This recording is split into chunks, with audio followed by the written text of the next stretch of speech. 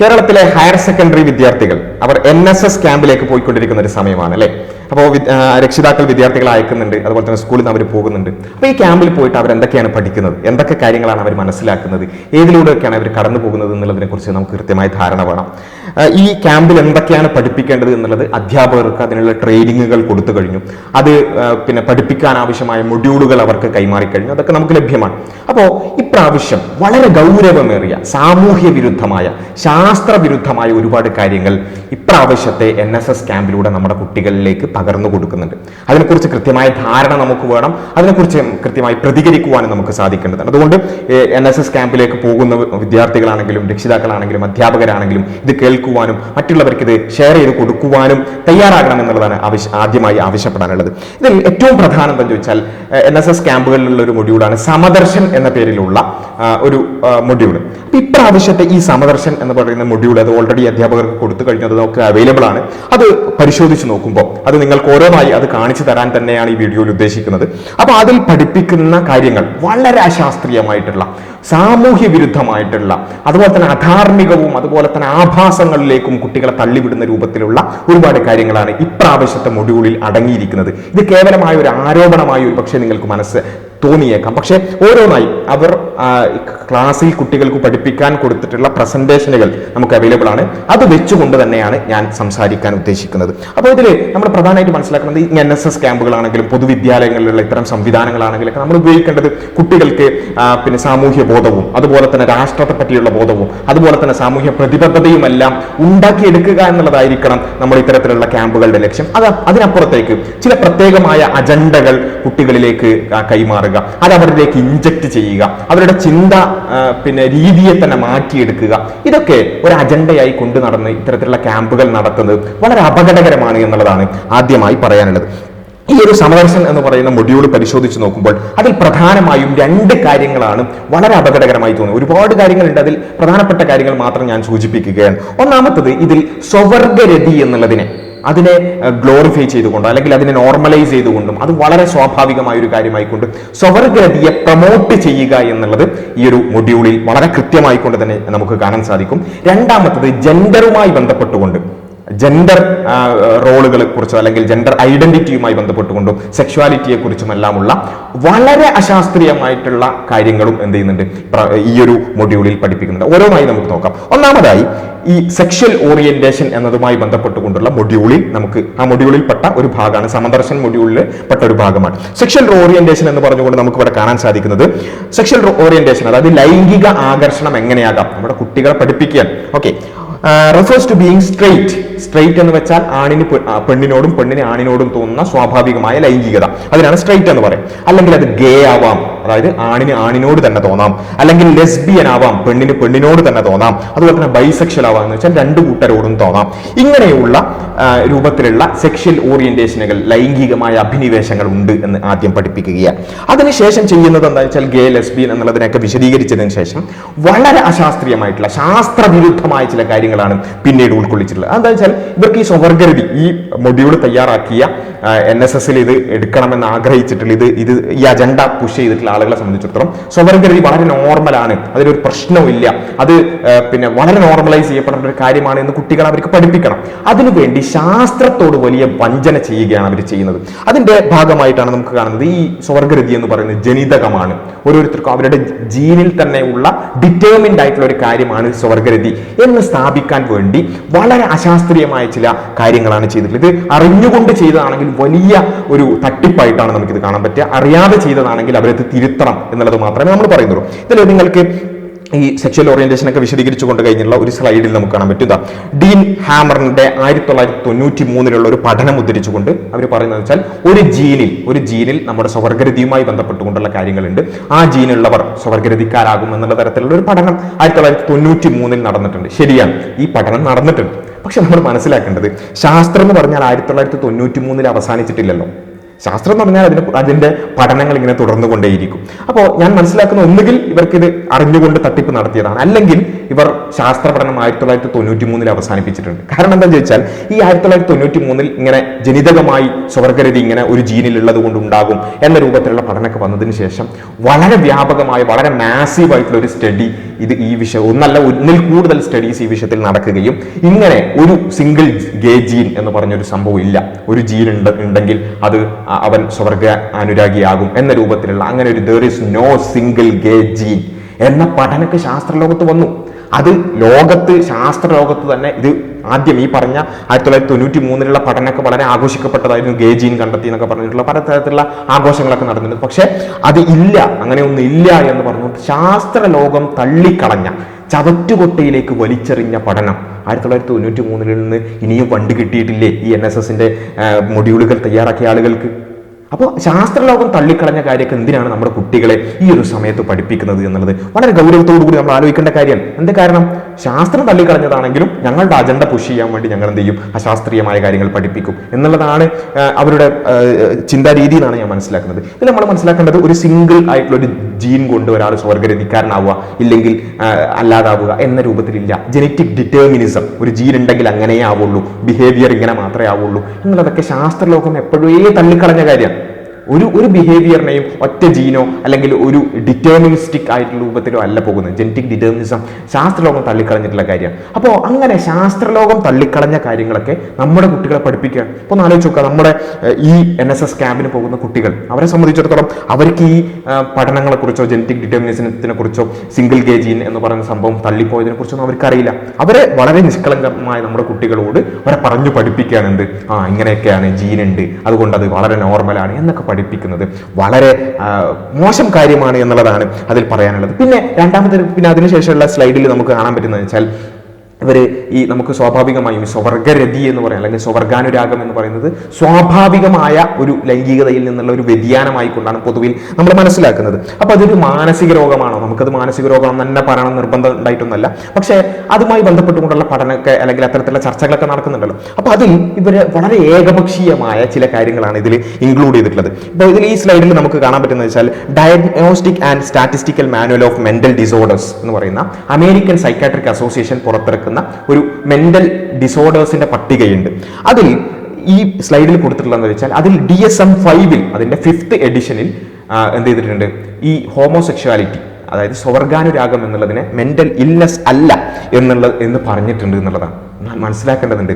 എത്ര കോട്ടി മാറ്റിക്കൊണ്ടാണ് ഈ കാര്യങ്ങളൊക്കെ കൊടുത്തിട്ടുള്ളത്. കാരണം ഒരു കാര്യം DSM-5 അത് അപ്പൊ തന്നെ നമുക്ക് ആലോചിച്ചോളൂ, എന്തുകൊണ്ട് 5th എഡിഷനിൽ ഇത് മെന്റൽ ഡിസോർഡേഴ്സിന്റെ അതുപോലെ തന്നെ സെക്ഷൽ പെർവേഷൻ, ലൈംഗികമായിട്ടുള്ള ഒരു പെർവേഷൻ അതിന്റെ കൂട്ടത്തിലായിരുന്നു. അത് അല്ലാതാക്കി എന്ന് പറയുമ്പോൾ അതുവരെ എന്തായിരുന്നു? DSM-5 വരേക്കും ഈ ഹോമോസെക്ഷുവാലിറ്റി സ്വർഗാനുരാഗം എന്ന് പറയുന്നത് അമേരിക്കൻ സൈക്കാട്രിക് അസോസിയേഷൻ ക്ലാസിഫൈ ചെയ്ത ഒരു മാനസിക രോഗങ്ങളുടെ പട്ടികയിൽപ്പെട്ട കാര്യമായിരുന്നു. നമുക്കത് മാനസിക രോഗം തന്നെ വിളിക്കണം നിർബന്ധം ഉണ്ടായിട്ടൊന്നല്ല, പക്ഷെ അതൊരു യാഥാർത്ഥ്യമാണ്. പക്ഷെ ഈ യാഥാർത്ഥ്യം മറച്ചു വെച്ചുകൊണ്ടാണ് ഇത് പറയുന്നത്. ഇനി ആയിക്കോട്ടെ, ശാസ്ത്രം മുന്നോട്ട് പോകുമ്പോൾ ചിലതൊക്കെ നമുക്ക് ശാസ്ത്രീയമായി മനസ്സിലാക്കിക്കൊണ്ട് അതല്ലാന്ന് തീരുമാനിക്കുന്നതിന് കുഴപ്പമൊന്നുമില്ല. പക്ഷേ ഇവിടെ നമ്മൾ മനസ്സിലാക്കേണ്ടത് ഇതിന്റെ ചരിത്രം നമ്മൾ മനസ്സിലാക്കേണ്ടതുണ്ട്. എങ്ങനെയാണ് അതുവരേക്കും മാനസിക രോഗങ്ങളുടെ പട്ടികയിലുള്ള സ്വർഗാനുരാഗം 5th എഡിഷൻ ആകുമ്പോഴേക്ക് ഇല്ലാതാകുന്നത്? അതിന്റെ കാരണം നമ്മൾ വിചാരിക്കുന്നത് വെച്ചാൽ സൈക്കാട്രിക് അസോസിയേഷന്റെ ശാസ്ത്രീയമായ കുറെ പഠനങ്ങൾ നടന്ന് ശാസ്ത്രീയമായ ഒരു ഡിസിഷൻ ആയിരിക്കും ഇത് എന്നൊക്കെയാണ് പലപ്പോഴും വിചാരിക്കുക. പക്ഷേ നമ്മുടെ ചരിത്രം പരിശോധിച്ചാൽ നമുക്ക് കാണാൻ സാധിക്കും ഇത് ഒരു പൊളിറ്റിക്കൽ ഡിസിഷൻ ആയിരുന്നു. കാരണം ഇത് ഈ മാനസിക രോഗങ്ങളുടെ പട്ടികയിൽ ഈ സ്വർഗാനുരാഗം ഉള്ളതിനെതിരെ അവിടെയുള്ള ഗേ മൂവ്മെന്റുകൾ, LGBT ഒക്കെ ഒരു തുടക്കത്തിലുള്ള ഗേ മൂവ്മെന്റുകൾ, സ്വർഗാനുരാഗികൾ വലിയ രൂപത്തിലുള്ള അക്രമങ്ങൾ അയച്ചുവിട്ടു. വലിയ കലാപങ്ങൾ നടത്തി. സ്റ്റോൺ വാൾ കലാപങ്ങളെ കുറിച്ചൊക്കെ നമുക്കറിയാം. അതേപോലെ തന്നെ ഒരുപാട് കലാപങ്ങൾ ഇവർ നടത്തുകയും ഒരുപാട് പ്രശ്നങ്ങൾ ഉണ്ടാക്കുകയും ഒരുപാട് അക്രമ സംഭവങ്ങൾ ഉണ്ടാവുകയും ചെയ്തു. ഏതുവരെ ചോദിച്ചാൽ അമേരിക്കൻ സൈക്കാട്രിക് അസോസിയേഷനുകൾക്ക് അവരുടെ വാർഷിക മീറ്റിങ്ങുകൾ, ആനുവൽ മീറ്റിങ്ങുകൾ ചേരാൻ സമ്മതിക്കാത്ത രൂപത്തിൽ അവർ പ്രശ്നം ഉണ്ടാക്കി. ഓരോ വാർഷിക മീറ്റിംഗ് നടക്കുമ്പോഴും അവരെന്ത് ചെയ്യും, ആനുവൽ മീറ്റിംഗിലേക്ക് ഇവർ പോയി എരിച്ച് കയറി അവിടെ പ്രശ്നം ഉണ്ടാക്കുകയും അവിടെ കസേരെടുത്ത് എറിയുകയും വലിയ കലാപങ്ങൾ ഉണ്ടാക്കുകയും ചെയ്യും. ഇങ്ങനെ പ്രശ്നങ്ങൾ നിരന്തരം ഉണ്ടാക്കിയതിനു ശേഷം അവസാനമാണ് എന്ത് ചെയ്യുന്നത്, ഇത് വോട്ടിനിട്ടുകൊണ്ട് അത് തന്നെ ഈ അമേരിക്കൻ സൈക്കാട്രിക് അസോസിയേഷനിലേക്ക് ഇവരുടെ ആളുകളെ എന്ത് ചെയ്തു, മെമ്പർഷിപ്പ് കൊടുത്തു. എന്നിട്ട് ഇവരുടെ കുറെ ആളുകളെ മെമ്പർഷിപ്പ് കൊടുത്ത് കയറ്റിയതിനു ശേഷം എന്നിട്ട് വോട്ടിനിട്ടു. അപ്പൊ സ്വാഭാവികമായിട്ട് അങ്ങനെ വോട്ടിനിട്ട് ചെറിയ ഭൂരിപക്ഷത്തിലാണ് എന്ത് ചെയ്യുന്നത്, ഇത് മാനസിക രോഗങ്ങളുടെ പട്ടികയിൽ നിന്ന് നീക്കപ്പെടുന്നത്. അപ്പൊ ഇത് നമ്മൾ ആദ്യം മനസ്സിലാക്കേണ്ടത്. ഇങ്ങനെ വോട്ടിനിട്ട് തീരുമാനിച്ചൊരു കാര്യമാണ് നമ്മൾ എന്ത് ചെയ്ത് വളരെ ഏകപക്ഷീയമായി നമ്മുടെ കുട്ടികളോട് പറയുന്നു അത് DSM-5 അത് മെന്റൽ ഡിസോർഡർ അല്ല എന്നുണ്ട്. അതിന്റെ ചരിത്രം എന്ത് ചെയ്യുന്നില്ല, ഇതിൽ ഇൻക്ലൂഡ് ചെയ്തിട്ടില്ല. അപ്പോൾ ഇങ്ങനെയുള്ള വളരെ ഏകപക്ഷീയമായ കുറെ കാര്യങ്ങളാണ് സ്വവർഗരതിയുമായി ബന്ധപ്പെട്ടുകൊണ്ട് നമ്മൾ കുട്ടികളെ പഠിപ്പിക്കുന്നത്. അപ്പൊ ഇതിൽ ഞാൻ ഉദ്ദേശിച്ച കാര്യം എന്താണെന്ന് വെച്ചാൽ, സ്വവർഗരതി അത് ശരിയാണെന്ന് വാദിക്കുന്നവരുണ്ടാകാം, തെറ്റാണെന്ന് വാദിക്കുന്നവരുണ്ടാകും. സ്വാഭാവികമാണ്. ഏതൊരു വിഷയത്തിലും അത് ധാർമ്മികമാണോ അധാർമികമാണോ, ശരിയോ തെറ്റോ എന്നൊക്കെ വാദിക്കുക, അങ്ങനെ അഭിപ്രായ വ്യത്യാസങ്ങൾ ഉണ്ടാവുക എന്ന് പറയുന്നത് വളരെ സ്വാഭാവികമായ ഒരു കാര്യമാണ്. പക്ഷെ ഞാൻ ചോദിക്കുന്നത്, പൊതുവിദ്യാലയങ്ങളിലൂടെ അല്ലെങ്കിൽ NSS പോലെയുള്ള സംവിധാനങ്ങളിലൂടെ നമ്മൾ എന്തിനാണ് ഒരു ധാർമ്മികത പഠിപ്പിക്കുന്നത്? ഒരു ഉദാഹരണം ഞാൻ പറയാം. വ്യഭിചാരം, അതായത് വിവാഹത്തിലൂടെ അല്ലാതെയുള്ള ലൈംഗിക ബന്ധം, അത് ശരിയോ തെറ്റോ ഒരു ചോദ്യമാണല്ലോ. It is a moral question അല്ലെ, അതൊരു ധാർമ്മികമാണോ അല്ലേ എന്നുള്ള ചോദ്യമാണ്. അവിടെ നമുക്ക് സ്വാഭാവികമായിട്ടും എതിരഭിപ്രായങ്ങൾ ഉണ്ടാകാം. പൊതുവിൽ നമ്മൾ സമൂഹത്തിലൊക്കെ മനസ്സിലാക്കുന്ന പൊതുവായിട്ടുള്ള ഒരു ധാർമ്മികത പറഞ്ഞാൽ വിവാഹത്തിലൂടെയുള്ളത് വിഹിതമായ ലൈംഗികതയും അതിന് പുറത്തേക്കുള്ളത്, അത് വിവാഹം കഴിച്ചവരാണെങ്കിലും മുമ്പുള്ളവരാണെങ്കിലും അത് അവിഹിതം എന്നുള്ള രൂപത്തിലാണ് നമ്മൾ പറയുന്നത്. അത് തെറ്റായി മനസ്സിലാക്കുന്ന ആളുകളുണ്ട്. എന്നാൽ അതേ സമയത്ത് അങ്ങനെ വിവാഹം എന്നുള്ളതൊന്നും നമ്മൾ കൺസിഡർ ചെയ്യേണ്ട കാര്യമില്ല, രണ്ടാളുകൾക്ക് ഇഷ്ടപ്പെട്ടാൽ അവർക്ക് എന്തു ആവാം എന്ന് വിശ്വസിക്കുന്ന ആളുകളുണ്ട്. അപ്പോ ഇവിടെ ഒരു വിഭാഗത്തിന് രണ്ടാളുകളുടെ പരസ്പര സമ്മതം ഉണ്ടെങ്കിൽ എന്തുമാവാം, അത് അവരുടെ ധാർമ്മികതയാണ്, അത് അവർക്ക് വിശ്വസിക്കാം, വ്യഭിചാരം തെറ്റല്ല. മറ്റേ ആളുകൾ വിചാരിക്കുന്നത് വെച്ചാൽ അങ്ങനെയല്ല, കൃത്യമായ ഒരു സൊസൈറ്റിക്ക് ഒരു സ്ട്രക്ചർ ഉണ്ട്, ഫാമിലി സിസ്റ്റം ഉണ്ട്, അപ്പൊ അതിലൂടെ ഒരു കോൺട്രാക്റ്റിലൂടെ ഒരു വിവാഹത്തിലൂടെ മാത്രമേ അത് പാടുള്ളൂ, അല്ലാത്തത് തെറ്റാണെന്ന് വിശ്വസിക്കുന്നവരുണ്ട്. ഇത് ധാർമ്മികതയുമായി ബന്ധപ്പെട്ടുള്ള കാര്യമാണ്. ഇപ്പോൾ ഇവിടെ നമ്മൾ ശാസ്ത്രീയമായിട്ട് നോക്കുകയാണെന്നുണ്ടെങ്കിൽ വ്യഭിചാരത്തിലൂടെ ഉണ്ടാകുന്ന കുട്ടിയും വിവാഹത്തിലുണ്ടാകുന്ന കുട്ടിയൊക്കെ മനുഷ്യ കുഞ്ഞ് തന്നെയാണ് അല്ലെ, എല്ലാം ഒരേ പ്രോസസ്സിലൂടെയാണ് പോകുന്നത്. പക്ഷെ ഇവിടെ ഇതൊരു മോറൽ ക്വസ്റ്റ്യൻ ആണ്, അത് ധാർമ്മികമാണോ അല്ലേ എന്നുള്ളത്. അതിൽ ഓരോരുത്തർക്കും അവർ മനസ്സിലാക്കിയ ധാർമ്മികത അനുസരിച്ച് വ്യത്യാസങ്ങൾ ഉണ്ടാകാം. ചില ആളുകൾ അത് ശരിയെന്ന് വിശ്വസിക്കും, ചില ആളുകൾ തെറ്റെന്ന് വിശ്വസിക്കും, ചില ആൾക്ക് അത് പ്രോത്സാഹിപ്പിക്കേണ്ടതാണെന്ന് പറയും, ചില ആൾക്കാർ അത് അങ്ങേയറ്റം നിരുത്സാഹപ്പെടുത്തണമെന്ന് പറയും. അങ്ങനെ പലതും ഉണ്ടാവും ഏതൊരു വിഷയത്തിലും. ഇതുപോലെ തന്നെയാണ് സ്വവർഗരതി. സ്വവർഗരതി ശരിയാണ്, ഈ ലിബറൽ ധാർമ്മികത അനുസരിച്ച് സ്വവർഗരതി രണ്ടാളുകൾക്ക് ഇഷ്ടമുണ്ടാകും, അവർക്ക് എന്തും ആവാം, അവർക്ക് എന്തും ചെയ്യാം എന്നൊക്കെയാണ് അവർ പറയുന്നത്. അവർക്ക് അങ്ങനെ വിശ്വസിക്കാം. പക്ഷേ അതങ്ങനെ അല്ലാത്ത ധാർമ്മികത വിശ്വസിക്കുന്ന ആളുകൾ നമ്മുടെ സൊസൈറ്റിയിലുണ്ട്.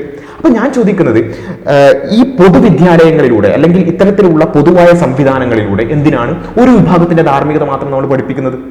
ഇപ്പൊ ഇവിടെയുള്ള മതവിശ്വാസികൾ, അവരെ സംബന്ധിച്ചിടത്തോളം സ്വവർഗരതി എന്ന് പറയുന്നത് ഒരു തെറ്റായ പ്രവൃത്തിയായിട്ടാണ് അവർ മനസ്സിലാക്കുക. അവരുടെ ധാർമ്മികത അങ്ങനെയാണ്. അപ്പോൾ ആ തെറ്റായി അവർ മനസ്സിലാക്കുന്ന അല്ല, തെറ്റല്ല എന്ന് എങ്ങനെയാണ്? ഇത് നിങ്ങൾക്ക് വേണമെങ്കിൽ എന്ത് ചെയ്യാം, LGBT അജണ്ടയും അല്ലെങ്കിൽ ലിബറലുകളുടെ ക്ലാസ്സിലൂടെയൊക്കെ ഇത് പഠിപ്പിക്കാം. നിങ്ങൾക്ക് നിങ്ങളുടേതായ സംവിധാനങ്ങൾ ഉപയോഗിച്ചുകൊണ്ട് എന്ത് ചെയ്യാം, ഈ ആശയങ്ങൾ പ്രചരിപ്പിക്കാം, അത് ആളുകളിലേക്ക് എത്തിക്കാം, ഒരു കുഴപ്പമില്ല. എന്നാൽ പൊതുവിദ്യാലയങ്ങൾ ഉപയോഗിച്ചുകൊണ്ട് എന്തിനാണ് ഇത്തരത്തിലുള്ള ആശയങ്ങൾ കുട്ടികളിലേക്ക് കൊടുക്കുന്നത് എന്നുള്ളതാണ് നമ്മുടെ പ്രധാനപ്പെട്ട കൺസേൺ. പൊതുവിദ്യാലയങ്ങൾ എല്ലാവർക്കും, എല്ലാ വിശ്വാസങ്ങളുള്ളവർക്കും, എല്ലാ ധാർമ്മികതയെ സബ്സ്ക്രൈബ് ചെയ്യുന്ന ആളുകൾക്കും പറ്റുന്ന കാര്യമാണ്. അപ്പോൾ അവിടേക്ക് നമ്മൾ എന്തിനാണ് ഇത്തരത്തിലുള്ള അജണ്ടകൾ പുഷ് ചെയ്യുന്നത് എന്നുള്ളതാണ് വളരെ പ്രധാനപ്പെട്ട ഒരു ചോദ്യം. അപ്പോൾ ഇതിൽ നമുക്ക് ഈ മൊഡ്യൂളിൽ നമുക്ക് പിന്നെ കാണാൻ സാധിക്കുന്ന LGBTQIA+ എന്ന് പറഞ്ഞുകൊണ്ടുള്ള ഈ LGBT ആണ് ശരി, ആ ആശയമാണ് ശരി എന്നുള്ള രൂപത്തിലുള്ള ഒരുപാട് കാര്യങ്ങളാണ് പിന്നെ വിശദീകരിക്കുന്നതായിട്ട് നമുക്ക് കാണാൻ പറ്റുന്നത്. അപ്പൊ ആ LGBT-യുടെ അജണ്ടകളിൽ പെട്ട ഒന്നാണ് സ്വവർഗരതി കുട്ടികളിലേക്ക് എത്തിക്കുക, കുട്ടികൾക്ക് അത്തരം ചിന്തകൾ ഉണ്ടാക്കുക. അത് ഒരു ഭാഗത്ത് ഈ മൊഡ്യൂളിൽ ഒരു ഭാഗത്തുണ്ട്. രണ്ടാമത്തത് ജെൻഡറുമായി ബന്ധപ്പെട്ടുകൊണ്ടുള്ള പലതരത്തിലുള്ള LGBT ആശയങ്ങൾ കുട്ടികളെ അതേപടി പഠിപ്പിക്കുക. ഇതിന്റെ മറുവാദങ്ങളെ കുറിച്ച് ഒന്നും പഠിപ്പിക്കാതെ ജെൻഡറുമായി ബന്ധപ്പെട്ടുകൊണ്ടുള്ള ഈ ആശയങ്ങൾ, LGBT ആശയങ്ങൾ ഈ മൊഡ്യൂളിലൂടെ പഠിപ്പിക്കുകയാണ്. ഇതിൽ നമുക്ക് കാണാൻ പറ്റുന്നത്, അതായത് ഒരു കുട്ടി ജനിക്കുമ്പോൾ തന്നെ ആ കുട്ടിയുടെ ജെൻഡർ ആണോ പെണ്ണോ എന്ന് നിശ്ചയിക്കപ്പെടുന്നില്ല.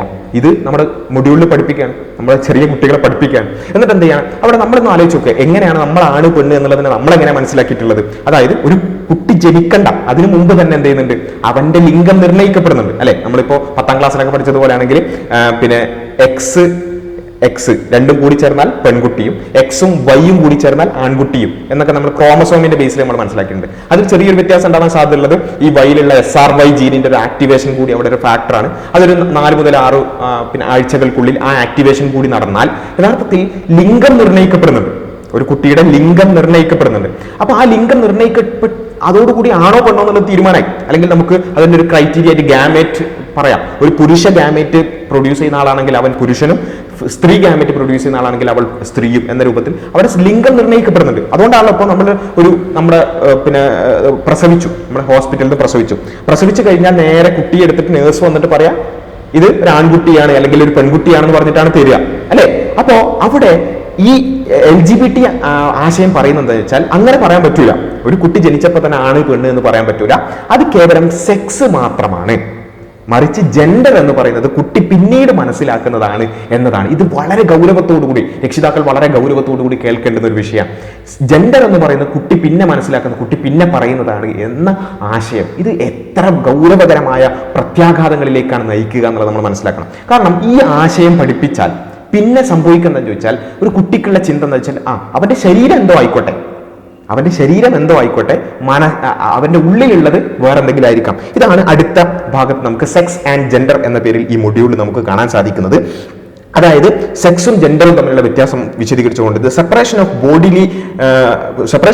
Bodily donations from our cultural positioning. Sex the biological difference visible in genitalia. അതായത് സെക്സ് എന്ന് പറഞ്ഞാൽ നമ്മുടെ ജനൈറ്റാലിയയിൽ, നമ്മുടെ ലൈംഗിക അവയവങ്ങളിലൊക്കെ വിസിബിൾ ആയി കാണുന്ന കാര്യമാണ് sex. Gender is A social classification. Gender എന്ന് പറയുന്നത് ഒരു സാമൂഹികമായ ക്ലാസിഫിക്കേഷൻ ആണ്. മാസ്കുലിൻ ആൻഡ് ഫെമിനിൻ, ആനിയോ ക്ലീബർ പറഞ്ഞിട്ടുള്ള ഒരു ഡെഫിനേഷൻ അവിടെ കൊടുത്തിട്ടുണ്ട്. എന്ന് വെച്ചാൽ സെക്സ് എന്തോ ആവാം, സെക്സ് നിങ്ങളുടെ പിന്നെ ലൈംഗിക അവയവങ്ങളൊക്കെ നോക്കിയിട്ട് അത് ആണ്. പക്ഷെ ജെൻഡർ എന്ന് പറഞ്ഞാൽ അതൊരു സോഷ്യൽ ക്ലാസിഫിക്കേഷനാണ്. അടുത്ത ഭാഗത്ത് അത് കുറച്ചുകൂടി വിശദീകരിച്ചുകൊണ്ട് നമുക്ക് കാണാൻ സാധിക്കും. അതായത് sex refers to one's biological sex, they are born with relating to their chromosomes, hormones, genitalia and reproductive system. Sex എന്ന് പറഞ്ഞാൽ നമ്മുടെ ഈ ശാരീരികമായി നമ്മൾ പൊതുവെ മനസ്സിലാക്കുന്ന കാര്യം. എന്നാൽ gender refers to identity use choose or don't choose. അതായത് ജെൻഡർ എന്ന് പറഞ്ഞാൽ നമ്മൾ തീരുമാനിക്കുന്ന ഐഡന്റിറ്റിയാണ്, നമ്മൾ തീരുമാനിക്കുന്ന സ്വത്വമാണ് എന്നുള്ളതാണ് പഠിപ്പിക്കുന്നത്. ഇതിന്റെ ഗൗരവം വളരെ ഗൗരവത്തോടു കൂടി നമ്മൾ ഇത് ഓൾറെഡി ഈ ഹോമോസെക്ഷുവാലിറ്റി ആയിട്ട് ബന്ധപ്പെട്ടും ജെൻഡറുമായിട്ട് ബന്ധപ്പെട്ടുള്ള വളരെ വിശദമായ ചർച്ചകൾ നമ്മുടെ ചാനലിൽ തന്നെ അവൈലബിൾ ആയതുകൊണ്ട് ഞാൻ എല്ലാം വിശദീകരിച്ച് പറയുന്നില്ല. പക്ഷെ ഇതുകൊണ്ട് എന്താ ഉദ്ദേശിക്കുന്നത്, അതായത് പൂർണ്ണമായും പുരുഷന്റെ ശരീരമാണെങ്കിലും ഞാൻ തീരുമാനിക്കുകയാണ് ഞാൻ പെണ്ണാണ്, അല്ലെങ്കിൽ പൂർണ്ണമായി പെണ്ണിന്റെ ശരീരമാണെങ്കിലും ഞാൻ ആണാണെന്ന് തീരുമാനിച്ചാൽ എൻ്റെ ജെൻഡർ അതാണ് എന്നാണ് പഠിപ്പിക്കുന്നത്. ഈ ആശയമാണ് പഠിപ്പിക്കുന്നത്. അതായത് എൻ്റെ ശരീരം പൂർണ്ണമായും ആണിന്റെ അവയവങ്ങളാണ്, പൂർണ്ണമായും ആണാണ് ഞാൻ. ആ പൂർണ്ണമായ ആണായ ഞാൻ ഇവിടെ വന്നിട്ട് പറയാണ് നിങ്ങളോട്, അല്ലെങ്കിൽ ഇവിടെ പ്രഖ്യാപിക്കുകയാണ് ഞാൻ പെണ്ണാകുന്നു എന്ന് പ്രഖ്യാപിച്ചാൽ ഈ തിയറി അനുസരിച്ച് എന്നെ പെണ്ണായി കൈകാര്യം ചെയ്യണം, എന്നെ പെണ്ണായി കൺസിഡർ ചെയ്യണം. ഇത് നമ്മൾ ഒറ്റയ്ക്ക് കേൾക്കുമ്പോൾ അതിപ്പോൾ എന്താ പ്രശ്നം എന്ന് തോന്നും അല്ലേ? പക്ഷെ ഇതിന്റെ പ്രശ്നം നമ്മൾ വിചാരിക്കുന്നതിലും അപ്പുറത്താണ്. കാരണം എന്താ വെച്ചാൽ, ഇപ്പോൾ ഉദാഹരണത്തിന് ഞാൻ പൂർണ്ണമായും ആണിന്റെ ശരീരത്തോടു കൂടിയുള്ള ഞാൻ പെണ്ണാണെന്ന് പറഞ്ഞാൽ സൊസൈറ്റിയിൽ എന്നെ പെണ്ണായി അംഗീകരിച്ചാൽ എന്തൊക്കെ സംഭവിക്കാം? എനിക്ക് സ്ത്രീകളുടെ റിസർവേഷൻ ക്ലെയിം ചെയ്യാം, കാരണം ഞാൻ പെണ്ണാണല്ലോ. സ്ത്രീകൾക്ക് വേണ്ട റിസർവേഷൻ എനിക്കും അർഹതപ്പെട്ടതാണ്, ഞാൻ പെണ്ണാണല്ലോ. എൻ്റെ ശരീരം നോക്കി നിങ്ങൾക്ക് പറയാൻ പറ്റൂല. അതേപോലെ തന്നെ സ്ത്രീകളുടെ ടോയ്ലറ്റിലേക്ക് എനിക്ക് വേണമെങ്കിൽ പോവാം, സ്ത്രീകളുടെ ഹോസ്റ്റലിൽ എനിക്ക് അഡ്മിഷൻ നേടാം, സ്ത്രീകളുടെ സ്പോർട്സ് ഇനങ്ങളിൽ എനിക്ക് മത്സരിക്കാം. ഇത് ഞാൻ വെറുതെ ഒരു തമാശ പറയുന്നല്ല. ഇതാണ് നമ്മുടെ കുട്ടികൾ ഇപ്രാവശ്യത്തെ NSS മൊഡ്യൂളിൽ പഠിപ്പിക്കുന്നത്. ഒരാൾ തീരുമാനിക്കുന്ന ഐഡന്റിറ്റിയാണ്, റിഗാർഡ്ലെസ് ഓഫ് യുവർ സെക്സ്. നിങ്ങളുടെ സെക്സ് എന്ത് തന്നെയാണെങ്കിലും, നിങ്ങളുടെ ശരീരത്തിലുള്ള ആ അവയവങ്ങളും ഹോർമോണുകളും ക്രോമസോമുകളും ഒക്കെ എന്തെന്നെയാണെങ്കിലും നിങ്ങൾ തീരുമാനിക്കുന്ന നിങ്ങളുടെ സ്വത്വമാണ് ജെൻഡർ. ഇത് നമ്മൾ വളരെ ഗൗരവത്തോടുകൂടി മനസ്സിലാക്കാം. ഇത് സൊസൈറ്റിയെ തകർത്ത് കളയുന്നൊന്നും ആലോചിച്ച് നോക്കുക. ഞാൻ നാളെ പുരുഷന്റെ ശരീരമുള്ള ഞാൻ നാളെ പെണ്ണാണെന്ന് പറഞ്ഞതിന്റെ പേരിൽ മാത്രം എന്നെ പെണ്ണാക്കി അംഗീകരിച്ചാൽ എനിക്ക് വേണമെങ്കിൽ സ്ത്രീകളുടെ ടോയ്ലറ്റിലേക്ക് പോകാം. ഇത് വലിയ പ്രശ്നം ഉണ്ടാക്കുന്ന ഒരു കാര്യമല്ലേ, ഒരു സാമൂഹികമായ ഒരു പ്രശ്നം ഉണ്ടാക്കുന്ന ഒരു വിഷയമല്ലേ? അപ്പോൾ ഇതിനെ വളരെ നിസ്സാരമാക്കി കാണാൻ പറ്റില്ല. കാരണം ഇത് വെസ്റ്റേൺ ലോകത്തൊക്കെ, പാശ്ചാത്യ ലോകത്തൊക്കെ ഇത് ഓൾറെഡി ഇത് അപ്ലൈ ചെയ്ത് കഴിഞ്ഞു. അവിടെയുള്ള സ്കൂളുകളിലൂടെ ഇത് പഠിപ്പിച്ച് അതിന്റെ പ്രശ്നങ്ങൾ അവർ അനുഭവിച്ചു കൊണ്ടിരിക്കുകയാണ്. കാരണം എന്താ വെച്ചാൽ അവിടെ ഇപ്പോൾ പിന്നെ മിക്ക സ്കൂളുകളിലും അവിടെ PTA മീറ്റിങ്ങുകളിൽ വലിയ പ്രശ്നം ഉണ്ടാവുകയാണ്. എന്താണെന്ന് ചോദിച്ചാൽ ഈ വാഷ്റൂം പ്രോബ്ലംസ്. അതായത് അവരുടെ പെൺമക്കൾ എന്ത് ചെയ്യും, ലേഡീസ് ടോയ്ലറ്റിൽ പോകും. ആ ലേഡീസ് ടോയ്ലറ്റിലേക്ക് എന്ത് ചെയ്യും, ആണുങ്ങളും കയറി ചെല്ലും. അപ്പോൾ കയറി ചെല്ലാന്ന് പറ്റൂല എന്ന് പറയാൻ പറ്റില്ല. കാരണം എന്താ, അവർ പറഞ്ഞിട്ടുണ്ട് ഞാൻ പെണ്ണാണെന്ന്. സ്വയം പറഞ്ഞാൽ പിന്നെ അതല്ലേ എടുക്കാൻ പറ്റുള്ളൂ. സ്വയം പെണ്ണാണെന്ന് പറഞ്ഞതിന്റെ പേരിൽ അവരെ പെണ്ണായി കൺസിഡർ ചെയ്ത് അവർക്ക് ലേഡീസ് ടോയ്ലറ്റിലേക്ക് പോകാം. എന്നിട്ട് അങ്ങനെ പുരുഷന്മാർ ലേഡീസ് ടോയ്ലറ്റിൽ പോയി അവിടെയുള്ള പെൺകുട്ടികളെ അവരുടെ ലൈംഗിക അവയവം കാണിച്ച് പേടിപ്പിക്കുകയും അല്ലെങ്കിൽ അങ്ങനെ പീഡിപ്പിക്കുകയൊക്കെ ചെയ്തിട്ടുള്ള ഒരുപാട് കേസുകൾ വെസ്റ്റേൺ ലോകത്ത് വന്നുകൊണ്ടിരിക്കുകയാണ്. നമ്മുടെ പെൺമക്കളുടെ സുരക്ഷയാണ് ഇവിടെ ഇല്ലാതാകുന്നത്. അതേപോലെ തന്നെ മൊത്തം സൊസൈറ്റിയിൽ മൊത്തം കേവസാണ് ഉണ്ടാവുക. കാരണം എന്താ വെച്ചാൽ ഏതാനും മാസങ്ങൾക്ക് മുമ്പാണ് സ്കോട്ട്ലൻഡിൽ ഇത്തരത്തിലുള്ള ഒരു വിഷയം ഉണ്ടായിട്ടുള്ളത്. അതായത് 2 സ്ത്രീകളെ ബലാത്സംഗം ചെയ്ത ഒരു പ്രതി അദ്ദേഹം കോടതിയിലെത്തിയപ്പോൾ, അവിടെ സ്കോട്ട്ലൻഡിലൊക്കെ ഈ LGBTക്ക് അനുകൂലമായിട്ടുള്ള അത്തരത്തിലുള്ള നിയമങ്ങളാണ് ഉള്ളത്. അപ്പോൾ കോടതിയിലെത്തിയപ്പോൾ അദ്ദേഹം പറഞ്ഞു ഞാൻ പെണ്ണാകുന്നു. 2 സ്ത്രീകളെ റേപ്പ് ചെയ്ത ആളുകളാണ് പറയുന്നത് ഞാൻ പെണ്ണാകുന്നു. കാരണം അവിടുത്തെ നിയമം അനുസരിച്ച് പെണ്ണാണെന്ന് പറഞ്ഞാൽ പെണ്ണായി അംഗീകരിക്കണം. അപ്പൊ എന്താ സംഭവിക്കുക? പെണ്ണാണെന്ന് പറഞ്ഞ ഈ ബലാത്സംഗം ചെയ്ത പ്രതിയെ ഇനി സ്ത്രീകളുടെ ജയിലിലേക്ക് അയക്കണമെന്ന്. എത്ര വലിയൊരു അപകടമായിരിക്കും അത്. മൊത്തം സൊസൈറ്റിയുടെ എല്ലാ സ്ട്രക്ചറും തകർന്നു പോകുന്ന ഒരു കാര്യമാണിത്. അപ്പൊ അവിടെ പിന്നെ ഫെമിനിസ്റ്റുകളായ ആളുകൾ പോലും എന്ത് ചെയ്യാണ്, ഇതിനെതിരെ സമരം ചെയ്ത് രംഗത്ത് വരുന്ന അവസ്ഥ ഉണ്ടായി. അതേപോലെ തന്നെ വേറൊരു വാർത്ത നമ്മൾ കണ്ടിട്ടുണ്ടാകും, മലയാളത്തിൽ പോലും റിപ്പോർട്ട് ചെയ്യപ്പെട്ട വാർത്ത. അതായത് ഈ ആണ് പെണ്ണാണെന്ന് പറഞ്ഞിട്ട് എന്ത് ചെയ്തു, അവിടെയുള്ള നിയമപ്രകാരം പെണ്ണിന്റെ ജയിലിലേക്ക് അയച്ചു. എന്നിട്ട് 2 സ്ത്രീകളെ പ്രഗ്നന്റ് ആക്കി അദ്ദേഹം.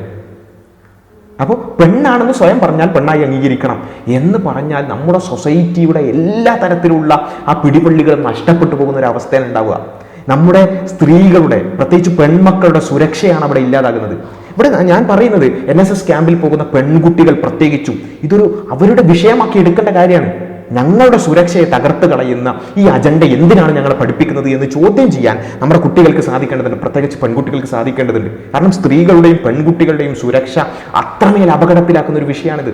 മാത്രമല്ല ഇവർ പഠിപ്പിക്കുന്ന ജെൻഡർ ബ്രെഡ് പേഴ്സൺ എന്നൊക്കെ പറഞ്ഞുള്ള കൃത്യമായ LGBT അജണ്ട അതേപോലെ പഠിപ്പിക്കണം. എന്ന് വെച്ചാൽ ഒരാളുടെ ഐഡന്റിറ്റി ഇവിടെയാണ്, അതുപോലെ തന്നെ സെക്സ് എന്തുമാവാം, അതുപോലെ തന്നെ അയാളുടെ അട്രാക്ഷൻ അത് ഏതുമാകാം എന്ന രൂപത്തിലുള്ള LGBT അജണ്ട അതേപടി എന്ത് ചെയ്യാണ് നമ്മുടെ NSS ക്യാമ്പിൽ അതേപോലെ കൊടുക്കുകയാണ്. ഇതുകൊണ്ട് എന്താ സംഭവിക്കുന്നത് ചോദിച്ചാൽ, ഇതുകൊണ്ട് സംഭവിക്കുന്നത് കുട്ടികൾക്ക് ഇത്തരത്തിലുള്ള ആശയങ്ങൾ കയറുകയും അവർക്ക് അവരുടെ സ്വത്വത്തിൽ തന്നെ കൺഫ്യൂഷൻ ഉണ്ടാവുകയാണ് ചെയ്യുക. എന്ന് വെച്ചാൽ അതിന്റെ ഭാഗമൊക്കെയാണ് ഈ ജെൻഡർ ന്യൂട്രാലിറ്റി എന്നൊക്കെ പറയുന്നത്. അതായത് ഒരാളുടെ ശരീരം എന്ത് തന്നെയാണെങ്കിലും അയാളുടെ സ്വത്വം വേറെന്തുമാവാം എന്ന ഐഡിയോളജി അവരെ പഠിപ്പിക്കാൻ. അപ്പൊ അവർക്ക് തന്നെ സ്വയം, പ്രത്യേകിച്ച് ഒരു അഡോളസെന്റ് പീരീഡ് കഴിയുന്ന ആ ഒരു ഘട്ടത്തിലുള്ള കുട്ടികൾക്ക് സ്വയം തന്നെ തോന്നുകയാണ്. ഇപ്പോൾ ആൺകുട്ടിക്ക് സ്വയം തന്നെ തോന്നുകയാണ് ഞാൻ പെണ്ണാണോ, പെൺകുട്ടിക്ക് സ്വയം തന്നെ തോന്നുകയാണ് ഞാൻ ആണാണോ വേറെന്തെങ്കിലും ആണോ എന്നൊക്കെയുള്ള തോന്നലുകൾ വരികയാണ്. ഈ തോന്നലുകൾ വന്നിട്ട് ഇത് ഞാൻ വെറുതെ പറയുന്നതല്ല, പാശ്ചാത്യ ലോകത്തുള്ള കണക്കുകൾ നമുക്ക് അവൈലബിൾ ആണ്. അതായത് അവിടെയുള്ള ഈ 1960 ശേഷമാണ് ഈ അജണ്ട അവിടെ പുഷ് ചെയ്യപ്പെട്ടിട്ടുള്ളത്, സ്കൂളുകളിലൂടെയൊക്കെ പഠിപ്പിച്ചിട്ടുള്ളത്. അങ്ങനെ അവിടെയുള്ള കുട്ടികളിൽ വലിയ ഒരു ശതമാനത്തിന് സ്വന്തം ലിംഗം ഏതാണ്, സ്വന്തം ജെൻഡർ ഏതാണ്, ലിംഗത്വം ഏതാണ് എന്ന് തിരിച്ചറിയാൻ പറ്റാത്ത അവസ്ഥയുണ്ടായി എന്നാണ്. അതായത് ഞാൻ ആണാണോ പെണ്ണാണോ എന്ന് തിരിച്ചറിയാൻ പറ്റാത്ത ഒരു സമൂഹം അവിടെ ഉണ്ടായി എന്ന്. നമ്മൾ ആലോചിച്ചൊക്കെ നമ്മുടെ ഈ NSS ക്യാമ്പിലൊക്കെ പോയി വരുന്ന നമ്മുടെ കുട്ടികൾ, അവർ നാളെ ഞാൻ ആണോ പെണ്ണാ എന്നറിയില്ല, അല്ലെങ്കിൽ ആൺകുട്ടി പറയാണ് ഞാൻ പെണ്ണാണ് എന്നൊക്കെ പറയുന്ന ഒരു അവസ്ഥ ആലോചിച്ച് നോക്കുക. ഈ അവസ്ഥയാണ് അവിടെ ഉണ്ടാകുന്നത്. ഇത് വളരെ ഗൗരവത്തിൽ മനസ്സിലാക്കേണ്ട കാര്യം എന്ന് വെച്ചാൽ, ഞാനിത് ജെൻഡർ ന്യൂട്രാലിറ്റിയുമായി ബന്ധപ്പെട്ടുകൊണ്ടുള്ള ചർച്ചയിൽ, ഞാൻ മീഡിയ 1 ചാനൽ ചർച്ചയിൽ പങ്കെടുത്തപ്പോൾ ഈ ഒരു വിഷയം പറഞ്ഞു. ഈ അജണ്ടയൊക്കെ ഉണ്ടായാൽ കുട്ടികൾക്ക് സ്വന്തം ലിംഗത്തെ പറ്റി തന്നെയുള്ള ഒരു കൺഫ്യൂഷനാണ് ഉണ്ടാവാൻ പോകുന്നത്. ഞാൻ ആണാണോ പെണ്ണാണോ എന്ന് തിരിച്ചറിയാൻ പറ്റാത്ത ഒരു സൊസൈറ്റിയാണ് ഉണ്ടാവാൻ പറ്റുന്നതൊക്കെ പറഞ്ഞപ്പോൾ ഒരുപാട് ചില ആളുകളൊക്കെ അതിൽ കമന്റ് ചെയ്ത കാര്യം എന്ന് വെച്ചാൽ, ആണാണോ പെണ്ണാണോ എന്ന് അറിയാത്ത സൊസൈറ്റിയോ, ഇതെന്താണ് ഇവൻ പറയുന്നത്, അതിന് നോക്കാൻ പാൻറ് അയച്ചു നോക്കിയാൽ പോരെ, പാവാട അയച്ചു നോക്കിയാൽ പോരെ എന്നാണ്. കാരണം ഇത് വളരെ നിഷ്കളങ്കായിട്ട് ചോദിക്കുന്നതാണ്. ഇതങ്ങനെയല്ല. പാൻറ് അഴിച്ചാലും അതുപോലെ തന്നെ പാവാട അഴിച്ചാലും നമ്മൾ കാണുന്നത് സെക്സാണ്, പക്ഷെ ഇവർ പറയുന്നത് ജെൻഡറാണ്. മനസ്സിലായില്ലേ? അതായത് നമ്മൾ ശരീരം കൊണ്ട് കാണുന്നത് എന്തോ ആവാം, അത് പാൻറ് അഴിച്ചാൽ നമ്മൾ പുരുഷന്റെ ലിംഗം കണ്ടാലും സ്ത്രീ ആയിരിക്കാം എന്നാണ് ഇവർ പഠിപ്പിക്കുന്നത്. ഒരു ശാസ്ത്രത്തിന്റെ പിൻബലവും ഇല്ലാത്ത ഒരു ആശയം നമ്മുടെ NSS ക്യാമ്പുകളിലൂടെ, സ്കൂളുകളിലൂടെ പാഠ്യപദ്ധതിയിലേക്ക് ഉൾപ്പെടുത്തുന്ന ചർച്ചകൾ ഇപ്പൊ നടന്നു കഴിഞ്ഞു. ഇനി പുസ്തകങ്ങൾ വന്നാൽ നമുക്കറിയാം എന്ത് സംഭവിച്ചു എന്നുള്ളത്. അപ്പൊ അതാണ് ഇവിടെ സംഭവിച്ചുകൊണ്ടിരിക്കുന്നത്. അപ്പൊ ചില വിചാരിക്കും ആണോ പെണ്ണോ അറിയാത്ത സൊസൈറ്റി എങ്ങനെ ഉണ്ടാവുക, അത് പാൻറ് അയച്ചു നോക്കിയാൽ പോലെ. അല്ല, ആ മാനസികമായി ആ കൺഫ്യൂഷൻ ഉള്ള സൊസൈറ്റി ഉണ്ടാകും എന്നുള്ളതാണ് വിഷയം. അങ്ങനെയുള്ള കൺഫ്യൂഷൻ ഉള്ള സൊസൈറ്റി ഉണ്ടാകുന്നു എന്നുള്ളത് ഇത് ഓൾറെഡി പരീക്ഷിച്ച് പരാജയപ്പെട്ട പാശ്ചാത്യ ലോകത്തേക്ക് നമ്മൾ നോക്കിയാൽ മതി. അവരിപ്പോൾ തിരിഞ്ഞു നടന്നുകൊണ്ടിരിക്കുകയാണ്, അവരിതൊക്കെ തിരിഞ്ഞു നടന്നുകൊണ്ടിരിക്കുകയാണ്. അപ്പോഴാണ് നമ്മൾ ഇത്തരത്തിലുള്ള അശാസ്ത്രീയമായ അജണ്ടകൾ നമ്മുടെ കുട്ടികളിലേക്ക് പകർന്നു കൊടുത്തുകൊണ്ടിരിക്കുന്നത്. അപ്പോൾ നമ്മൾ മനസ്സിലാക്കേണ്ടത് ഇതിൻ്റെ ഗൗരവം തിരിച്ചറിയുക. നമ്മുടെ കുട്ടികൾ നാളെ ആണാണോ പെണ്ണാണോ തിരിച്ചറിയാത്ത, ആൺകുട്ടി പെൺകുട്ടിയാണെന്ന് പറയുന്ന ഒരവസ്ഥ, അത് നമ്മുടെ വീടുകളിലേക്ക് വരുന്ന ഒരവസ്ഥ എത്രത്തോളം ഭയാനകരമായിരിക്കും.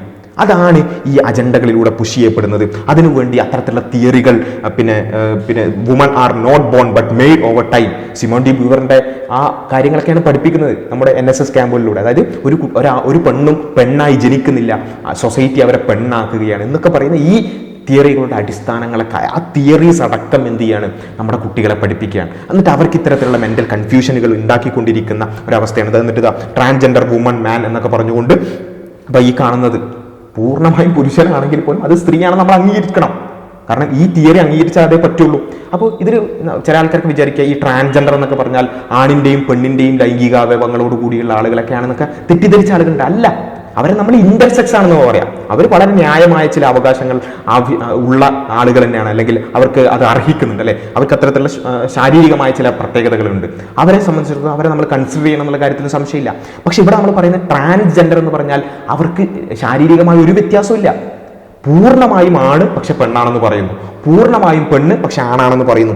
ഇത് നമ്മൾ അംഗീകരിച്ചു കൊടുക്കണം എന്ന് നമ്മുടെ കുട്ടികളെ പഠിപ്പിക്കുകയാണ്. പൂർണ്ണമായും ആണിന്റെ ശരീരമാണെങ്കിലും പെണ്ണായി അംഗീകരിക്കണം എന്ന രൂപത്തിലുള്ള കാര്യം. എന്നിട്ട് ഇത് പഠിപ്പിക്കാനും ഇവർ അശാസ്ത്രീയമായ കാര്യങ്ങൾ ഉൾപ്പെടുത്തണം. അതാണ് ജോൺ വില്യം മണിയുടെ ഒരു പഠനം ഈ ഒരു NSS മൊഡ്യൂളിൽ ഉൾപ്പെടുത്തിയിട്ടുണ്ട്. അത് അവർ പറയുന്നത് എന്താ വെച്ചാൽ, ഈ research into sexual identity and biology of gender, sexual orientation and attraction. എന്നിട്ട് ഈ കാര്യങ്ങൾ ജോൺ മണി നടത്തിയ പഠനങ്ങളുടെ അടിസ്ഥാനത്തിലാണ്, വളരെ ശാസ്ത്രീയമായിട്ടാണ് നമ്മൾ പറയുന്നതൊക്കെയാണ് ഈ. കാരണം കുട്ടികൾക്ക് കുറച്ച് ശാസ്ത്രം എന്നൊക്കെ കേട്ടാൽ കുട്ടികൾ അത് അക്സെപ്റ്റ് ചെയ്യുമല്ലോ, അവർക്ക് ഇതിന്റെ അജണ്ടകളൊന്നും അറിയണ്ടാവില്ലല്ലോ. അപ്പോൾ ഈ പഠനം തന്നെ നമ്മൾ പരിശോധിച്ചാൽ മതി. നിങ്ങൾക്ക് ഓൾറെഡി നമ്മുടെ വീഡിയോകളൊക്കെ ചെയ്തിട്ടുണ്ട്. ഈ ജോൺ മണി എന്താണ് ചെയ്തത്, അതായത് ഒരു ട്വിൻസ് ഉണ്ടായിരുന്നു, 2 ആൺകുട്ടികൾ ഉണ്ടായിരുന്നു. ആ ആൺകുട്ടികളെ ഈ ജോൺ വില്യം മണി അതിൽ അവർക്ക് ചെറിയൊരു ലിംഗവുമായി ബന്ധപ്പെട്ടുകൊണ്ടുള്ള ചില ഡിസോർഡേഴ്സ് ഉണ്ടായപ്പോൾ അവരുടെ ഒരു കുട്ടിയുടെ ലിംഗം മുറിച്ചു കളഞ്ഞു. ലിംഗം മുറിച്ച് ആ കുട്ടിയെ പെണ്ണായി വളർത്തി അങ്ങനെ ഒരു എക്സ്പെരിമെന്റ് ചെയ്ത ആളാണ് ഈ ജോൺ വില്യം മണി. അപ്പോൾ അദ്ദേഹം പ്രൂവ് ചെയ്യാൻ ശ്രമിച്ചെന്താ വെച്ചാൽ, ആണിന്റെ അവയവങ്ങളോടുകൂടി ജനിച്ച കുട്ടിയാണെങ്കിലും പെണ്ണായി വളർത്തിയ പെണ്ണാകും എന്ന് ഡേവിഡ് റീമർ എക്സ്പെരിമെന്റ് നിങ്ങൾ ഗൂഗിളിൽ സെർച്ച് ചെയ്താൽ കാണാൻ പറ്റും എന്നാണ് അദ്ദേഹം പ്രൂവ് ചെയ്യാൻ ശ്രമിച്ചത്. അതാണ് ഈ സ്ലൈഡിൽ എന്ത് ചെയ്തിട്ടുള്ളത്, NSS ക്യാമ്പിലെ കുട്ടികൾക്ക് പഠിപ്പിച്ചത്. പക്ഷേ ഇതിന്റെ അപ്പുറത്ത് പിന്നെന്ത് സംഭവിച്ചു എന്നുള്ളത് ഇവർ പഠിപ്പിക്കുന്നില്ല. കാരണം പിന്നെന്താ സംഭവിച്ചെന്ന് ചോദിച്ചാൽ, ഈ കുട്ടി പെണ്ണായി വളർത്തി പെൺകുട്ടിയായി വളർന്നു എന്നൊക്കെ പറയുന്ന ആ കുട്ടി ഉണ്ടല്ലോ, ആ കുട്ടിക്ക് പിന്നെ പെണ്ണായി തുടരാൻ സാധിക്കുന്നില്ല. എന്നിട്ട് അവസാനം ഇങ്ങനെ ഒരു എക്സ്പെരിമെന്റിന് ഞാൻ വിധേയനായി എന്നറിഞ്ഞപ്പോൾ ആ കുട്ടിക്കാകെ ഡിപ്രഷൻ ആവുകയും ആ കുട്ടി പിന്നീട് ആൺകുട്ടിയായി തിരിച്ചു മാറുകയും ആണായി ജീവിക്കുകയും കല്യാണം കഴിക്കാൻ ശ്രമിക്കുകയും അങ്ങനെ അവസാനം ആത്മഹത്യ ചെയ്യുകയും ചെയ്തൊരു സംഭവമാണിത്. ആ കുട്ടി ആത്മഹത്യ ചെയ്തു. അങ്ങനെ ഒരു ഫെയിൽഡ് എക്സ്പെരിമെന്റ് ആണ് യഥാർത്ഥത്തിൽ ജോൺ വില്യം മണിയുടേത്. അതായത് ആൺകുട്ടിയാണെങ്കിലും പെണ്ണായി വളർത്താൻ പറ്റും എന്നൊക്കെ സ്ഥാപിക്കാൻ വേണ്ടി നടത്തിയ എക്സ്പെരിമെന്റ് ആണ്. ആ എക്സ്പെരിമെന്റ് ഇവിടെ കൊടുത്തിട്ടുള്ളൂ. പക്ഷേ പിന്നീട് അത് ഫെയിൽ ആയിട്ടുണ്ട് എന്നുള്ള കാര്യം ഇതിൽ ഉൾപ്പെടുത്തിയിട്ടില്ല, നേരത്തെ കണ്ടതുപോലെ. അപ്പൊ ഇങ്ങനെ തങ്ങൾക്ക് വേണ്ടത് മാത്രം എടുത്തിട്ട് അശാസ്ത്രീയമായ കാര്യങ്ങൾ, ശാസ്ത്രലോകത്ത് ഫെയിലായിപ്പോ ഒരു എക്സ്പെരിമെന്റ് എടുത്തിട്ട് എന്ത് ചെയ്യാണ്, നമ്മുടെ കുട്ടികളെ പഠിപ്പിക്കാൻ. നമ്മുടെ കുട്ടികൾ ഇങ്ങനെ ശാസ്ത്രീയമായി ജോൺ വില്യം മണി ഇങ്ങനെ കണ്ടെത്തിയിട്ടുണ്ടെന്നൊക്കെ പറഞ്ഞാൽ അവരങ്ങ് വിശ്വസിച്ചു പോകും അല്ലെ. അതേപോലെ തന്നെയാണ് ഇതിൽ എനിക്ക് വളരെ രസകരമായി തോന്നിയ കാര്യം എന്താ വെച്ചാൽ, ഈ NSS ക്യാമ്പിൽ അടക്കം പഠിപ്പിക്കുന്ന ഈ മൊഡ്യൂളിൽ കാണുന്നത് വെച്ചാൽ, അവർ അറിയാതെ ഇതൊരു അബ്നോർമാലിറ്റി ആണെന്ന് വരെ പറയുന്നുണ്ട്. അതായത് ഇതൊക്കെ ബ്രെയിനിൽ രേഖപ്പെട്ട് കിടക്കുന്നതാണ് എന്ന് സ്ഥാപിക്കാൻ വേണ്ടി അവിടെ എന്ത് ചെയ്തിട്ടുണ്ട്, ബ്രെയിനൊക്കെ കൊടുത്തുകൊണ്ട് അവിടെ കൊടുത്തിട്ടുണ്ട്. ഇലക്ട്രോ സെഫാലോഗ്രാഫി, അതായത് EEG of transgender has detected abnormalities in the temporal lobe when compared with that of a person who is cisgender. അതായത് സാധാരണയായി ആൺ ശരീരത്തിൽ ആണും പെൺ ശരീരത്തിൽ പെണ്ണും ഉള്ളതിനാണ് സിസ്ജെൻഡർ എന്ന് പറയുന്നത്. സാധാരണ മനുഷ്യന്മാരുള്ളതിനേക്കാൾ ടെമ്പറൽ ലോബുകളിൽ ഈ ട്രാൻസ്ജെൻഡറുകൾക്ക് അബ്നോർമാലിറ്റി ഉണ്ട്. അപ്പോൾ അത് അവർ ഇത് ഉൾപ്പെടുത്തി എന്താണെന്ന് വെച്ചാൽ ബ്രെയിനിൽ വ്യത്യാസം ഉണ്ടെന്ന് പറയാൻ വേണ്ടിയിട്ടായിരിക്കും. പക്ഷെ അവർ തന്നെ സ്ഥാപിക്കണത് ഇതൊരു അബ്നോർമാലിറ്റിയാണ്. അതായത് ആണിന്റെ ശരീരത്തിൽ പെണ്ണായി തോന്നുന്നുണ്ടെങ്കിൽ ആ തോന്നൽ പ്രശ്നമാണ്, ആ തോന്നലൊരു പ്രശ്നമാണ്. ആ തോന്നലാണ് നമ്മൾ മാറ്റാൻ നോക്കേണ്ടത്, അല്ലാതെ ശരീരം മാറ്റമല്ല വേണ്ടത്, അല്ലെങ്കിൽ അയാളെ പെണ്ണായിട്ട് കൈകാര്യം ചെയ്യല്ല വേണ്ടത്. ആ തോന്നൽ, ആ അബ്നോർമാലിറ്റി മാറ്റുക എന്നുള്ളതാണ് ചെയ്യേണ്ടത്. ഈ NSS മൊഡ്യൂളിലടക്കം അതൊരു അബ്നോർമാലിറ്റി ആണെന്നുണ്ട്. അവർ അറിയാതെ കൊടുത്തു വിട്ടില്ല. ശാസ്ത്രം പറയുമ്പോൾ ചിലപ്പോൾ അങ്ങനെയാണല്ലോ, നമുക്ക് അറിയാതെ ശരിയായത് പറഞ്ഞു പോകും. ആ രൂപത്തിൽ എന്ത് ചെയ്തിട്ടുണ്ട്, അബ്നോർമാലിറ്റി ആണെന്നൊക്കെ. അപ്പൊ നമ്മൾ പറയുന്നത് ഇത് നിങ്ങൾ കൃത്യമായി ആളുകൾ പഠിപ്പിച്ചു കൊടുക്കുക. ഇതൊരു അബ്നോർമാലിറ്റിയാണ്. ആണിന്റെ ശരീരത്തിൽ ഒരാൾക്ക് പെണ്ണായി തോന്നുന്നുണ്ടെങ്കിൽ ആ തോന്നലാണ് പ്രശ്നം. പെണ്ണിന്റെ ശരീരത്തിൽ ഒരു ആണായി തോന്നുന്നുണ്ടെങ്കിൽ ആ തോന്നലാണ് പ്രശ്നം. ഇപ്പോൾ ഒരു മനുഷ്യ ശരീരത്തിൽ ഒരാൾ പറയാണ് എനിക്ക് പട്ടിയായി തോന്നുന്നു എന്ന് പറഞ്ഞാൽ നമ്മൾ എന്നാ പിന്നെ നീ പട്ടിയായി ജീവിച്ചോളൂ എന്ന് പറയോ? ഇല്ല. അവിടെ ആ തോന്നൽ എന്തോ ഒരു പ്രശ്നമുണ്ട്, അത് ശരിയാക്കാൻ നോക്കൂ എന്നല്ല നമ്മൾ പറയുള്ളൂ. ഇതേപോലെ പൂർണ്ണമായും ആണിന്റെ ശരീരത്തിൽ പെണ്ണായി തോന്നുന്നുണ്ടെങ്കിൽ അതിനെ ട്രാൻസ്ജെൻഡറിസം, LGBT എന്നൊക്കെ പറഞ്ഞ് അതിനെ കുട്ടികൾക്ക് പഠിപ്പിച്ചു കൊടുത്ത് അവർക്ക് കൺഫ്യൂഷൻ ഉണ്ടാക്കുന്നതിന് പകരം ആ തോന്നലിന് എന്തോ ഒരു പ്രശ്നമുണ്ട്, അതൊരു അബ്നോർമാലിറ്റി ആണ് എന്ന് പഠിപ്പിച്ചു കൊടുത്താൽ മതി. ഇത് ഞാൻ പറയുന്നത് വെറുതെ അല്ല. യൂറോപ്പിലൊക്കെ ഈ മനുഷ്യന്മാർ പട്ടികളാണെന്ന് അവകാശപ്പെട്ടുകൊണ്ടുള്ള ആളുകൾ വന്നു തുടങ്ങി. ഈ LGBT പൊളിറ്റിക്സിന്റെ തുടർച്ചയായിട്ട് ഇപ്പം പട്ടികളാണെന്ന് സ്വയം പറയുന്ന ആളുകൾ വന്നു തുടങ്ങി. അതുപോലെ തന്നെ പല ജീവികളാണെന്ന് സ്വയം പറയുന്ന ആളുകളൊക്കെ വന്നു തുടങ്ങി. ഇതൊക്കെ ഒരു മാനസിക രോഗങ്ങളായി നമുക്ക് തോന്നുന്ന കാര്യം പോലും അതൊക്കെ വളരെ ഗ്ലോറിഫൈ ചെയ്തുകൊണ്ട് അത് ജെൻഡറാണ്, സെക്സാണ്, തിയറി ഉണ്ട് എന്നൊക്കെ പറഞ്ഞ് എന്തിനാണ് നമ്മുടെ കുട്ടികളെ പഠിപ്പിക്കുന്നത് എന്നുള്ളതാണ് എനിക്ക് ചോദിക്കാറ്. അപ്പോൾ ഇത്തരം അജണ്ടകൾ ഈ ഇത്തരം NSS ക്യാമ്പുകളിലൂടെയൊക്കെ പുഷ് ചെയ്യുന്നതിനെതിരെ വളരെ ഗൗരവകരമായി തന്നെ രക്ഷിതാക്കൾ ഈ വിഷയത്തിൽ അവെയർ ആയിരിക്കണം. നമ്മുടെ കുട്ടികൾ ഇത്തരം ക്യാമ്പുകളിലേക്ക് പോയി എന്താണ് പഠിക്കുന്നത് നമ്മൾ മനസ്സിലാക്കണം. അവർക്ക് അതിനെക്കുറിച്ചുള്ള കൃത്യമായ ധാരണകൾ നൽകാൻ നമുക്ക് സാധിക്കണം. വളരെ അശാസ്ത്രീയമായിട്ടുള്ള, ശാസ്ത്രവിരുദ്ധമായിട്ടുള്ള, സാമൂഹ്യ വിരുദ്ധമായിട്ടുള്ള ഒരുപാട് കാര്യങ്ങളാണ് ഈ ഒരു മൊഡ്യൂളിലൂടെ മാത്രം അവർ പഠിക്കുന്നത് എന്നുള്ളത് നമ്മൾ അതിന്റെ ഗൗരവം മനസ്സിലാക്കണം. അപ്പോൾ ഇത് പിന്നെ വളരെ ആധികാരികമായി അവരെ വിശ്വസിക്കുന്ന അവരുടെ അധ്യാപകരിൽ നിന്നൊക്കെ അവർ കേൾക്കുമ്പോൾ സ്വാഭാവികമായും നിഷ്കളങ്കമായി അവർ വിശ്വസിച്ചേക്കും. ചിലപ്പം ഈ നേരത്തെ പറഞ്ഞതുപോലെ കോട്ടിമാട്ടിയ പിന്നെ ഔട്ട്ഡേറ്റഡ് ആയിട്ടുള്ള കുറെ ശാസ്ത്രം എന്നൊക്കെ പറയുമ്പോൾ അവർ ചിലപ്പോൾ അത് വിശ്വസിച്ചു എന്ന് വരും. അപ്പോൾ അവിടെ കൃത്യമായി എന്താണ് ഈ ശാസ്ത്ര പഠനങ്ങൾക്ക് ഒരു അവസ്ഥ എന്നുള്ളതൊക്കെ കൃത്യമായി മനസ്സിലാക്കാൻ അവർക്ക് അവസരങ്ങൾ ഉണ്ടാക്കി കൊടുക്കണം. ഇതിന്റെ എതിർ ശബ്ദങ്ങൾ അല്ലെ, ഇത് വളരെ ഏകപക്ഷീയമായ ഒരു അജണ്ട പുഷ് ചെയ്യുകയാണ് ഈ ക്യാമ്പുകളിലൂടെ ചെയ്തുകൊണ്ട്. അപ്പോൾ അതിന്റെ ഈ വാദത്തിന്റെ മറുവാദങ്ങൾ എന്താണ് എന്ന് പഠിക്കാനുള്ള അവസരങ്ങൾ അവർക്ക് ഉണ്ടാക്കേണ്ടതുണ്ട്.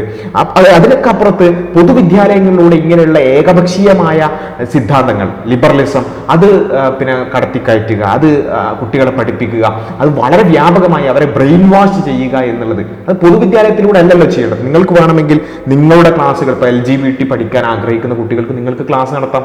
അത് നിങ്ങളുടേതായ രൂപത്തിൽ എന്ത് വേണമെങ്കിൽ ചെയ്യാലോ, അത്തരത്തിലുള്ള സ്ഥാപനങ്ങൾ വേണമെങ്കിൽ നിങ്ങൾക്ക് തുടങ്ങാം. പക്ഷെ പൊതുവിദ്യാലയത്തിൽ പഠിക്കുന്ന കുട്ടികളെ എന്തിനാണ് ഇത്തരത്തിലുള്ള അജണ്ടകൾ പുഷ് ചെയ്യാൻ വേണ്ടി നിങ്ങൾ എക്സ്പെരിമെന്റൽ ഒബ്ജക്റ്റുകളാക്കി മാറ്റുന്നത് എന്നുള്ളതാണ് വിഷയം. അപ്പൊ അതിനെതിരെ വളരെ കൃത്യമായ പ്രതിഷേധങ്ങൾ ഉയരേണ്ടതുണ്ട്, ചോദ്യങ്ങൾ ഉയരേണ്ടതുണ്ട്. വിദ്യാർത്ഥികൾ ഇതിനെക്കുറിച്ച് കൃത്യമായി പഠിച്ച് ചോദ്യങ്ങൾ ഉന്നയിക്കുവാൻ, എന്താണ് ജെൻഡർ ഓരോരുത്തർക്ക് തോന്നുന്നത് ജെൻഡറാക്കി മാറ്റിയാൽ ഈ സമൂഹത്തിന്റെ അവസ്ഥ എന്തായിരിക്കും? ഇനി ഓരോരുത്തർക്ക് തോന്നുന്നത് ജെൻഡറാക്കി അംഗീകരിച്ചാൽ എങ്ങനെ ഒരാളുടെ ജെൻഡർ നമുക്ക് മനസ്സിലാവുക? അതായത് ഞാനിപ്പം പുരുഷ ശരീരത്തിൽ പെണ്ണായിട്ട് പറയുന്നു, എൻ്റെ മനസ്സിൽ അങ്ങനെ തോന്നലുണ്ടോ എന്ന് അറിയാൻ എന്തെങ്കിലും വകുപ്പുണ്ടോ? എങ്ങനെങ്കിലും നമുക്കത് പരീക്ഷിക്കാൻ പറ്റുമോ? എനിക്കും എൻ്റെ മനസ്സിൽ തോന്നുന്ന കാര്യങ്ങളെ ഇന്നതാണ് എന്ന് പറയാൻ ഒരു വകുപ്പുമില്ല. അത് നമുക്ക് പരിശോധിക്കാൻ ഒരു വകുപ്പുമില്ല. അപ്പോൾ ഓരോരുത്തരും സ്വയം പറയുന്നതും അവരുടെ ജെൻഡർ എന്ന് അംഗീകരിച്ചു കൊടുത്താൽ ഈ സൊസൈറ്റി തന്നെ തകരുന്ന, ഇവിടെയുള്ള സ്ത്രീ സുരക്ഷ വലിയ രൂപത്തിൽ അപതാളത്തിലാകുന്ന വളരെ ഗൗരവമേറിയ വിഷയമാണെന്ന് മനസ്സിലാക്കിക്കൊണ്ട് വിദ്യാർത്ഥികളും പ്രത്യേകിച്ച് പെൺകുട്ടികളും ഇതിനോട് വളരെ ശക്തമായി തന്നെ പ്രതികരിക്കേണ്ടതുണ്ട് എന്നുള്ളതാണ് പറയാനുള്ളത്. ഇത്തരം ക്യാമ്പുകളിലൂടെ ഏകപക്ഷീയമായ ലിബറലിസത്തിന്റെ, LGBT പൊളിറ്റിക്സിന്റെ അജണ്ടകൾ പുഷ് ചെയ്യുന്നതിനെതിരെ കൃത്യമായി പ്രതികരിക്കാൻ നമുക്ക് ഓരോരുത്തർക്കും സാധിക്കേണ്ടതുണ്ട്. അതിന് സാധിക്കട്ടെ എന്ന് പ്രാർത്ഥിക്കുകയാണ്.